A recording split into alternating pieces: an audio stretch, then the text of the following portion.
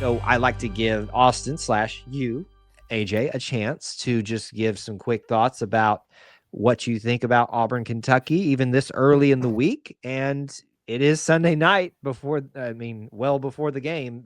I don't know if you've thought about a score, but maybe if you don't want to do a score, just a prediction of sorts about how do you think the game is going to go based on what you are currently looking at. Auburn versus Kentucky, last night game for Auburn this year in Jordan-Hare. Yeah. So I was looking at, I watched the Kentucky game, and I've kind of seen their lackluster performances. They're in if you think Auburn's in a bad spot, football, Kentucky's even worse.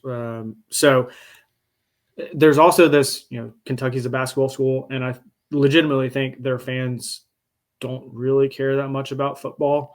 Like my parents went to Lexington when they were in Lexington, and they were just saying people just didn't really care about football.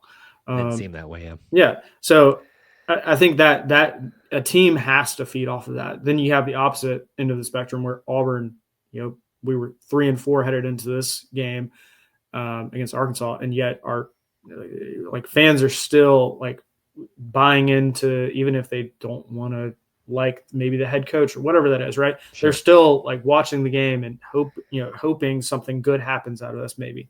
So yeah, we'll see. We'll see how this game goes. I think it will be something like let's see. I feel like Ashton Daniels probably is going to get the nod at starting quarterback. We'll see. I'm sure that'll be evaluated.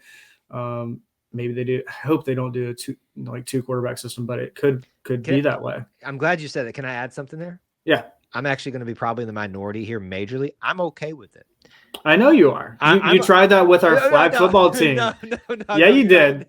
I did. I tried to do that in a flag football system, and it worked. I'm just saying for this, I'm okay at home if you want to continue to let Jackson still try to figure this thing out, because we're not guaranteed for Ashton Daniels to be here next year if we have to continue to use him.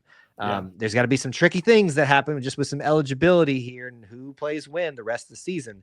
So I'm fine if you just let Jackson go out there and try to figure himself out. And if he can't do that, throw Ashton back out there and let him be, I hate this term, but it is true, a game manager again. So sorry, I just wanted to insert that real quick.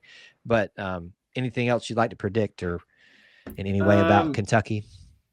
I'm assuming no score. I noticed Zach Calzada, former Auburn backup. I don't think he ever played even a snap at Auburn, but he got benched at Kentucky. Yeah. So I was kind of hoping that there would be the storyline reunion, but I don't think it's going to turn out to be that way. They've got what's his name? I think Cutter Boley is their quarterback name. I'll be honest with you, I have no clue at this point. Yeah, I mean, he's fine, but he's not going to wow you. I don't think, especially with Auburn's defense. So, take it for what it's worth. I do think Auburn wins, maybe something in the range of a 35-24 type game. Okay. Auburn wins. I hope you're correct. And I think this is a good time for Auburn to really kind of let loose and have some fun on offense. And I hope they can do that against that team that they should be heavily favored to beat. It's a night game in Jordan-Hare, and I think that still is an electric environment. It's going to be fun.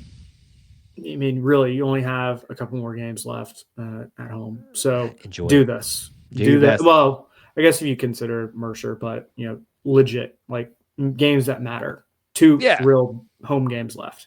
Enjoy it while you got it, folks. Because like I said, this may be your last night game of the season. For usually the Iron Bowl is a midday game, and I don't see that changing much this year. But Auburn versus Kentucky, we'll wait and see how it goes. Thanks for sharing your preview on it, AJ.